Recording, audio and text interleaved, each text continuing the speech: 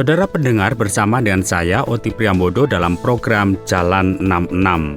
Sebuah program di mana kita mempelajari Alkitab pasal demi pasal dan memahami isinya.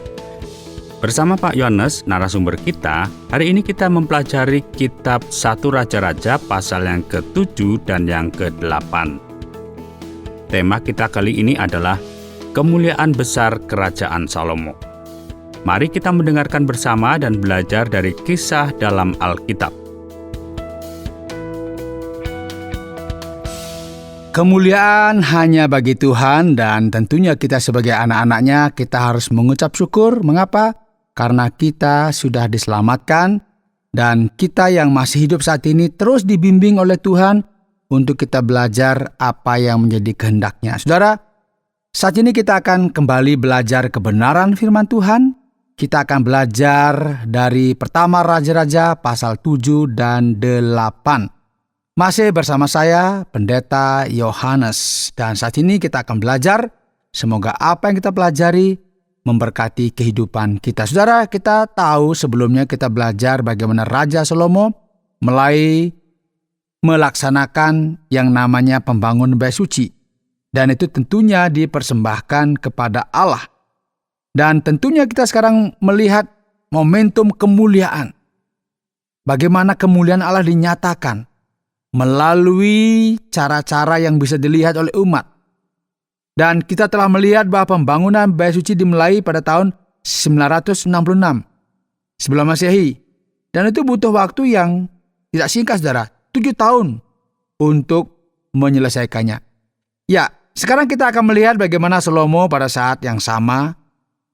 Mereka tentunya dengan semua yang ada di istana itu mengalami yang namanya momentum kejayaan. Mereka mengalami kemajuan. Karena apa? Ini sesuatu yang luar biasa. Mereka tenang dan aman. Tetapi kadang-kadang ketika orang merasa nyaman, tidak ada bahaya, dia lupa bisa mereka ada dalam persoalan. Karena itu mari kita lihat apa yang dibaca, apa yang ditulis di dalam kitab suci. Salomo mendirikan istananya sampai 13 tahun lamanya. Barulah selesai seluruh istananya. Wow, ini dia dirikan istana juga, saudara. Jadi tidak hanya mendirikan bait suci 7 tahun, tapi istananya berapa? 13 tahun. Jadi ia mendirikan gedung hutan Libanon, 100 hasta panjangnya dan 50 hasta lebarnya, 30 hasta tingginya. Dan saat kita melanjutkan pembahasan ini, saudara, kita akan melihat bahwa tidak hanya ada deskripsi tentang sebuah istana yang megah, yang mewah, yang dimiliki oleh Salomo dengan ornamen yang luar biasa. Dan kita akan melihat, saudara, seperti apa. Dan bagi anak Firaun yang diambil Salomo menjadi istrinya, dibuatnya juga apa? Sebuah gedung sama dengan balai itu. Jadi sangat dekat dengan bait suci. Jadi Salomo membangun istana untuk dirinya sendiri.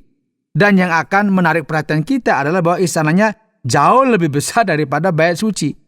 Dan membutuhkan waktu 2 kali lipat lebih lama untuk membangunnya. Bersamaan dengan itu, ya, dengan semua kemewahan kerajaan Salomo itu mulai terwujud melalui pembangunan beberapa istana, bahkan istana hutan Libanon dan istana untuk putri Firaun. Yang akan kita amati adalah terlepas dari kemajuan yang besar yang dicapai Israel pada momen bersejarah ini, kemajuan ekonomi, militer, kemudian dia juga bisa mendominasi negara-negara kecil di sekitarnya. Israel lebih besar dari semua negara di sekitarnya. Dan kita menemukan tentu sekarang situasi yang rumit, saudara. Ketika monarki Salomo menghabiskan terlalu banyak uang untuk apa? Kemewahan pribadi.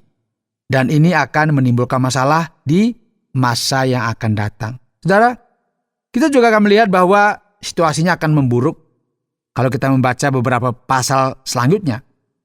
Kejayaan Salomo ini, saudara, kekayaan masyarakat kuno ini, yang awalnya merupakan, ya kita tahu mereka adalah pengembala, kemudian menjadi masuk ke pertanian, dan sekarang mengembangkan birokrasi perkotaan. Pada saat kekayaan dan kejayaan yang besar diterima dalam pemerintahan Raja Salomo, dan tentunya kita bilang tadi, ini bisa berbahaya. Dan sementara kemuliaan yang berbahaya ini terwujud, di sisi lain kita akan melihat yang namanya kontras dengan kemuliaan yang menakjubkan sini. Kalau kita membaca, saudara, di pasal yang ke-7 ayat 13. Ini bicara mengenai perbuatan Salomo ketika ia mendapat bantuan dari Hiram dari Venesia. Untuk apa? Mengerjakan ornamen dan benda-benda yang digunakan dalam bait Tuhan. Kemudian kita lihat bahwa Raja Salomo menyuruh orang menjemput Hiram dari Tirus. Dia adalah anak seorang janda dari suku Naftali.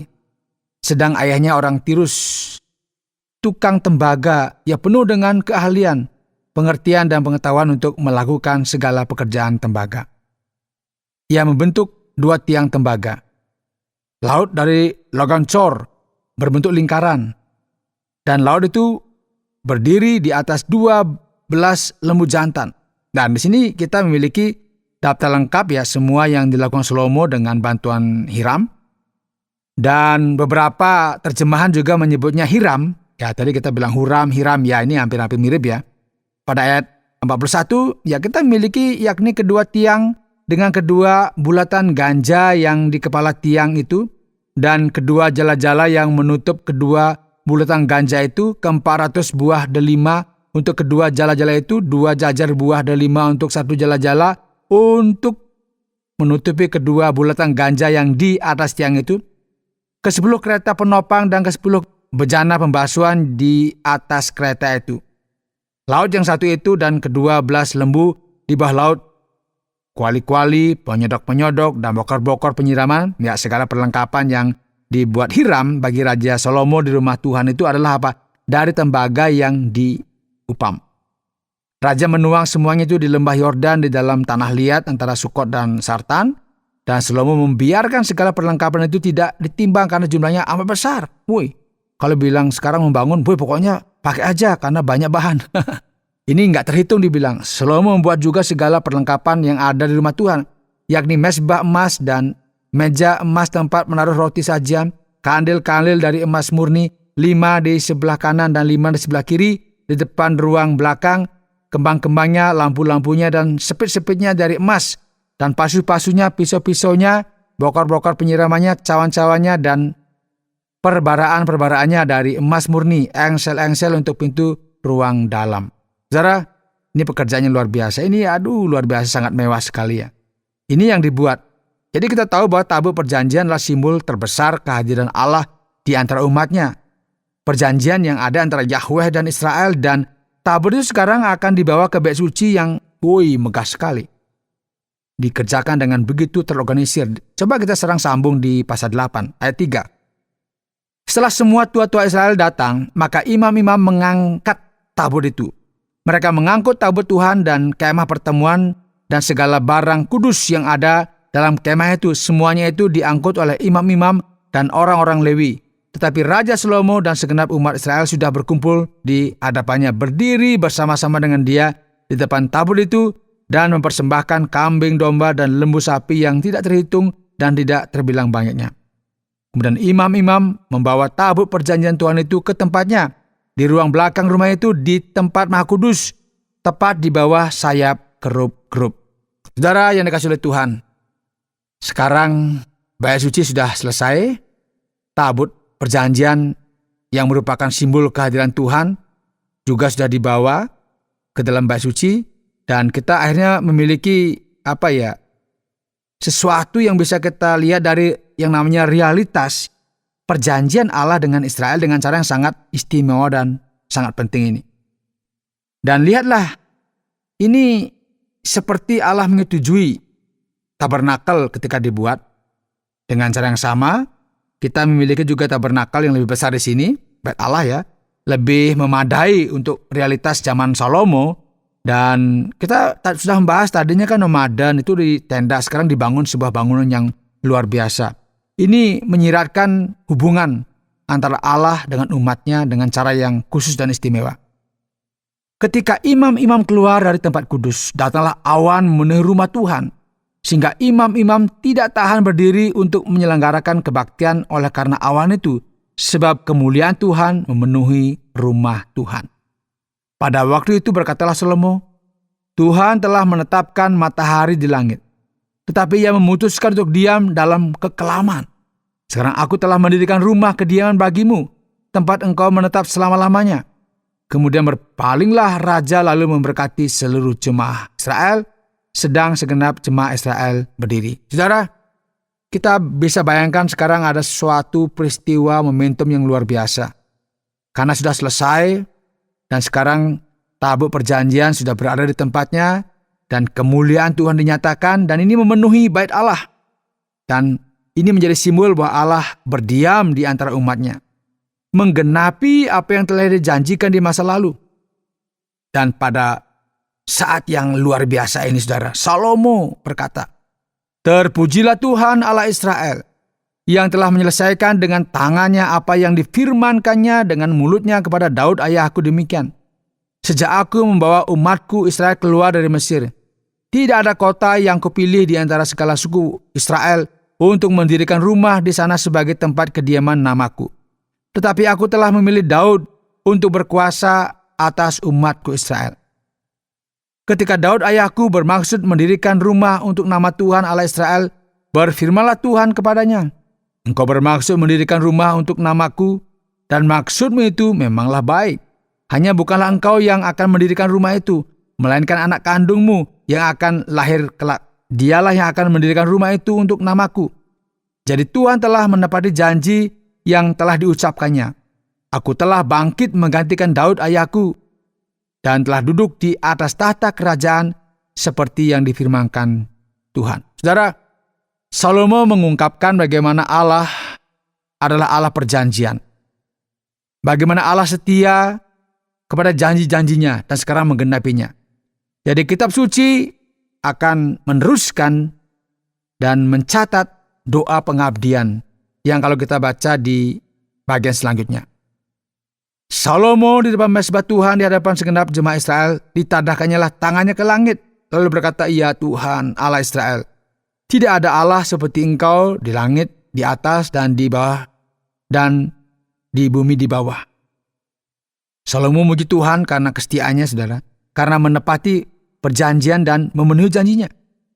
"Ya Tuhan Allah Israel, peliharalah apa yang kau janjikan kepada hambamu Daud ayahku dengan berkata, keturunanmu tidak akan terputus di hadapanku dan tetap akan duduk di atas tahta kerajaan Israel. Asal anak-anakmu tetap hidup di hadapanku sama seperti engkau hidup di hadapanku. Maka sekarang ya Allah Israel, biarlah kiranya menjadi nyata keteguhan janji yang telah kau ucapkan kepada hambamu Daud ayahku." Saudara, ini semacam pengesahan ya, konfirmasi terkait dengan perjanjian Daud di dalam kehidupan Salomo. Dan Tuhan berkata bahwa jika mereka setia, mereka akan diberkati. Tetapi jika tidak, berkat tidak akan datang. Akhirnya Salomo sangat terharu dan ia akan mengakhiri doanya dengan memberkati seluruh jemaat Israel. Dan pasal 8 kita akan sampai pada bagian penutup. Ini yang kita sebut sebagai peresmian bait suci bagi Tuhan. Nah, disinilah kita melihat satu sisi kemuliaan Salomo yang berbahaya dan kemuliaan Tuhan yang luar biasa. Itu berdampingan. Kita lihat ada pesta besar. Mungkin orang bakar-bakar ikan, ya mungkin seperti bakar daging dan sebagainya. Jadi Salomo mengadakan pesta yang luar biasa. Jadi mereka dalam bagian ini jelaskan itu mempersembahkan korban persembahan perdamaian kepada Tuhan 22.000 ekor sapi, saudara. 120.000 ekor domba dan kambing. Bait suci dipersembahkan kepada Tuhan ini sungguh luar biasa. Mengejutkan, menakjubkan melihat bahwa Tuhan campur tangan dalam sejarah manusia. Ini mengungkapkan kemuliaannya. Dan seringkali kita tidak menyadari bahwa kemuliaan pribadi kita yang juga tumbuh tidak dapat berbahaya. Jadi hati-hati, saudara. Ketika kekuasaan semakin meningkat, kita merasa semua zona nyaman, hati-hati. Kita mulai bertambah dan berkembang, hati-hati. Kita mulai memuliakan diri kita sendiri dan kita melupakan bagaimana seharusnya kita semakin ke bawah. Tetapi Tuhanlah yang semakin ditinggikan. Kiranya Tuhan dipermuliakan melalui apa yang kita pelajari. Dan selanjutnya tentunya kita akan bersama-sama berdiskusi melalui pertanyaan-pertanyaan yang tentunya akan menjawab mungkin pertanyaan Anda yang selama ini Anda pendam di dalam hati. Tuhan memberkati kita.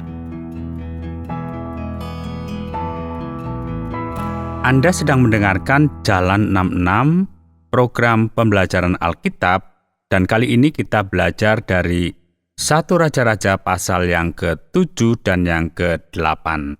Kita masuk pada sesi tanya-jawab. Pak Yohanes, pada saat kita membaca Kitab Raja-Raja pertama, pasal yang ke-7 dan yang ke-8, ada kemuliaan yang menakjubkan. Bagaimana mungkin Salomo yang begitu bijaksana memiliki ketertarikan pada kemewahan, kekayaan, dan bangunan? Apa yang terjadi? Ya, kita perlu memiliki pendekatan yang sangat realistis terhadap apa yang terjadi di sekitar kita ya. Ini tentunya akan membantu kita untuk tidak terlalu frustasi dengan banyak hal, ya bahkan Salomo yang begitu bijaksana, Salomo yang merupakan putra Daud, ya raja pilihan Tuhan, dalam situasi yang sangat positif dan menjanjikan, ya Salomo mengikuti apa yang terjadi di dunia kuno. Kita tahu di dunia kuno tidak jauh berbeda dengan hari ini ya, karena kita memiliki orang-orang utama yang mengendalikan dunia. Mereka siapa? Ya para raja, dan mereka juga memiliki istana dan mereka hidup dalam kemewahan yang luar biasa. Dan Salomo tidak jauh berbeda dari yang lainnya sebenarnya. Nah, pada saat puncak kejayaan ekonomi Israel, Salomo mirip dengan tetangganya. Para penguasa lain pada waktu itu yang merupakan raja di negara lain juga mulai menghabiskan terlalu banyak uang. Mulai terpesona oleh kemewahan, oleh segala sesuatu yang dimiliki.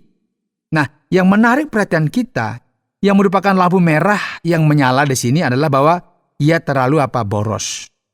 Menggunakan orang bekerja baginya, menggunakan budak asing, dan ia terlalu boros untuk dirinya sendiri. Kemewahan bagi dirinya sendiri. Menghabiskan lebih banyak untuk dirinya sendiri daripada untuk bait Allah. Jadi ini adalah sebuah tanda, dan bahkan ketika seseorang berada dalam situasi yang baik, katakanlah seperti Salomo, jika mereka tidak berhati-hati, ingat ya, mereka akan berakhir melakukan apa yang seharusnya mereka tidak lakukan. Yang berikut kita melihat pada pasal yang ke-8 ayat yang ke-10. Mungkinkah ini Shekinah yang terkenal yang sering kita dengar? Apa arti kemuliaan ilahi yang digambarkan dalam bagian ini? Tadi sedikit membahasnya. Mungkinkah awan yang turun dan memenuhi rumah Tuhan ini adalah Shekinah yang sering kita dengar? Memang ada gagasan tentang kemuliaan Tuhan ya, karena Tuhan itu transenden. Tuhan itu luar biasa dan istimewa. Dan ketika Tuhan mendekat kepada kita, kuasa dan kemuliaan ini akan tampak dengan cara yang bercahaya dan tentunya sangat gemilang.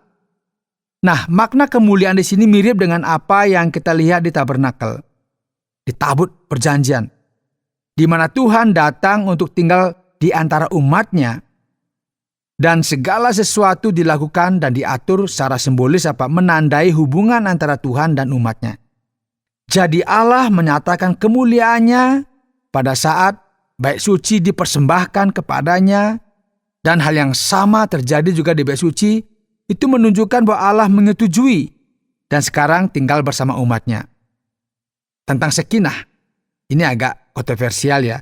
Mungkin hanya sedikit orang yang tahu, tetapi kata Shekinah bahkan tidak muncul dalam Alkitab. Kita memiliki kata Shakham, Shaphem, Shakan, Shaken. Itu yang merupakan dasar linguistik kata kerja yang berarti berdiam, tinggal. Dan gagasan tentang Tuhan yang berdiam di bumi diangkat, kemudian gagasan tentang Shekinah tercipta. Nah, Shekinah hanya muncul dalam kitab Judais. Ya, pertama kali kita melihat dalam Targum Aramik, dalam terjemahan Yahudi, dan kemudian di dunia ini mulai digunakan untuk merujuk pada kemuliaan ini. Jadi Alkitab sendiri tidak menekankan Shekinah ini secara jelas seperti yang kita lihat digunakan orang-orang saat ini. Tetapi kata ini kemudian dipilih dalam konteks Yahudi untuk merujuk pada kemuliaan Tuhan yang dimanifestasikan, dan itu bukanlah kata yang muncul dalam kitab suci. Nah, kita telah berbicara tentang kemuliaan yang luar biasa. Dan tadi telah menyebutkan dalam bagian ini tentang kemuliaan yang berbahaya. Pertanyaannya, di manakah kemuliaan Salomo yang berbahaya ini? Ya, kita akan mulai menyadari di sini dalam kitab Raja-Raja pertama saat kita mempelajarinya bahwa Salomo sekarang mulai menanjak.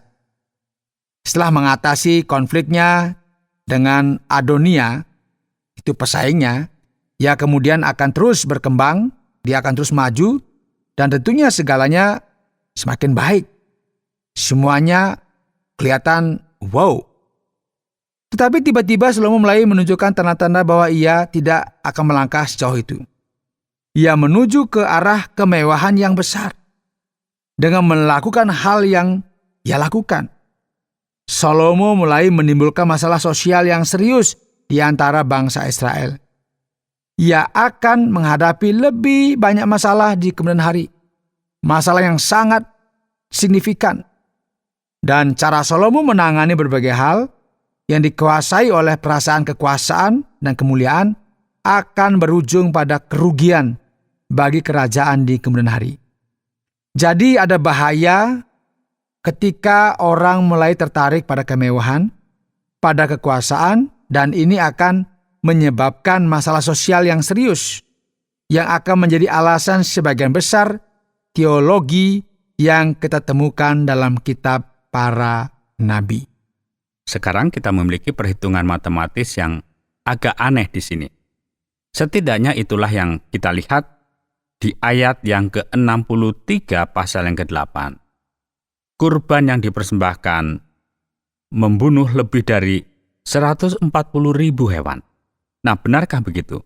Apakah kita harus memahaminya secara harfiah? Apakah ini semacam bahasa kiasan atau kode di baliknya? Bagaimana kita bisa memahami bagian ini? Ini memang rumit ya Pak Otia. Barbecue yang luar biasa. Ya, ini mungkin sebuah pesta barbecue besar-besaran, bakar daging dan sebagainya ya.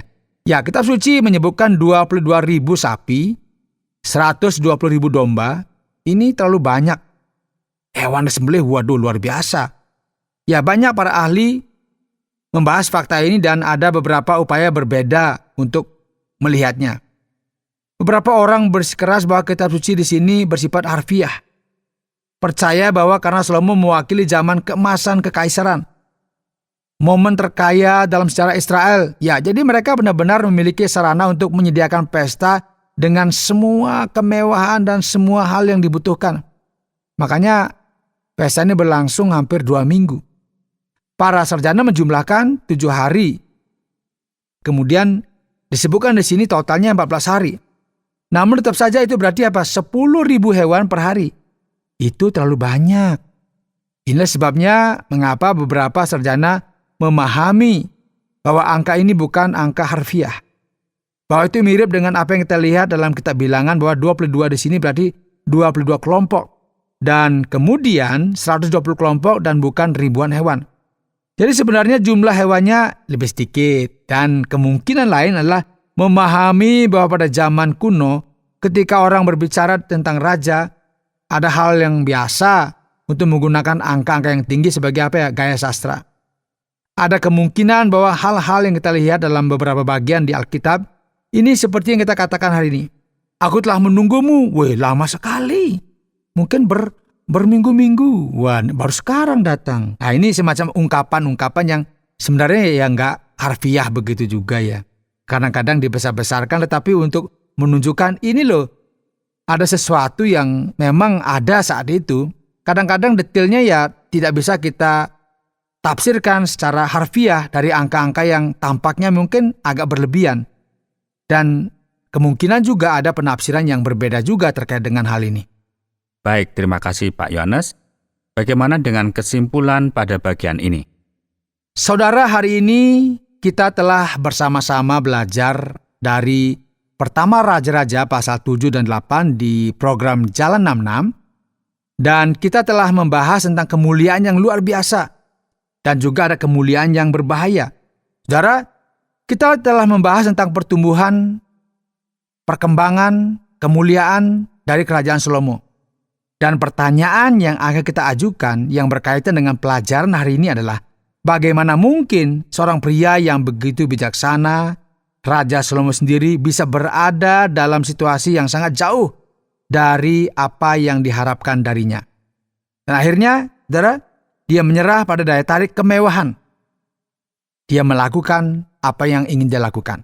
Perhatikan, karena sifat manusia yang berdosa, karena kelemahan kita, terkadang kita bertindak melampaui segala sesuatu karena kita merasa hebat. Justru itu letak bahayanya. Salomo merasa, sekarang aku mewarisi kerajaan dari ayahku Daud. Semua sudah tersedia, aku tinggal mengembangkannya. Kemudian dia begitu kaya, sehingga dia terjebak juga di dalam kemewahan. Dan akhirnya kita melihat di sini, ini satu sisi yang lain. Dia penuh dengan kebijaksanaan, tetapi di sisi yang lain dia tidak bijaksana, saudara. Karena apa? Dia terjebak pada kemewahan. Dan itulah diungkapkan oleh Alkitab sifat dasar manusia yang berdosa. Dan ketika seseorang merasa hebat, ketika seseorang merasa di atas, dia lupa banyak hal. Dan dia merasa bisa mengatur semuanya. Semuanya bagi dirinya. Dia bisa berpesta-pesta dan semua bisa dia nikmati. Tetapi itulah ada bahaya yang mengintainya. Oleh sebab itu, saudara yang dikasihi oleh Tuhan, berhati-hatilah. Ini bisa terjadi pada Anda dan juga bisa terjadi pada saya.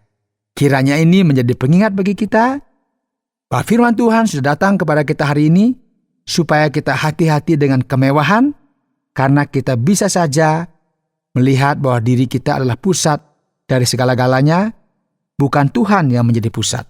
Kiranya Tuhan memberkati kita dan menolong kita untuk senantiasa ingat Tuhan adalah yang utama di dalam kehidupan kita. Tuhan memberkati. Baiklah, terima kasih banyak Pak Yohanes. Saudara pendengar, karena waktu yang tidak memungkinkan, kita akhiri program Jalan 66 kali ini. Kami menantikan Anda untuk tetap mengikuti pelajaran berikut dalam lanjutan pembelajaran Alkitab yang memberikan pelajaran menyeluruh tentang firman Tuhan. Jika Anda memiliki pertanyaan atau berespon terhadap topik berhubungan dengan program ini, silakan menyampaikan melalui WhatsApp ke nomor 081 333 777 386. Terima kasih atas perhatian Anda.